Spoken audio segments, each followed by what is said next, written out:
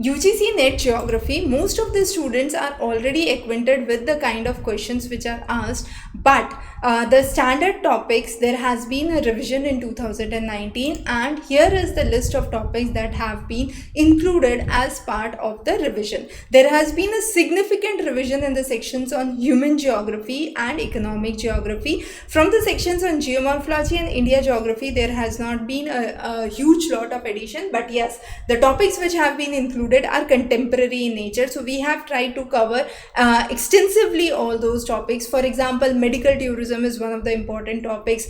GLOF, every time being asked, one of the very important questions. Environmental ethics, deep ecology have become some of the very important and common questions. From the sections on human geography, urban forms, the various models like Ullman model, Hearst model, the concept of mega city, global city, edge cities have become important. The various theories of origin of town by Mumford, Henry Pear have become important. And then under the sections on social movement, cultural geography, there have been numerous additions. Also there have been additions related to population and natural resources. So this is a list of topics that you must go through, and they have been included as per the latest revision of 2019. Note, after 2019 there has been no further revisions in the syllabus, so any of these topics, if you are missing, you are definitely cutting your edge in success. So whatever standard books and texts you are referring, on top of that, it's really important that this new topic section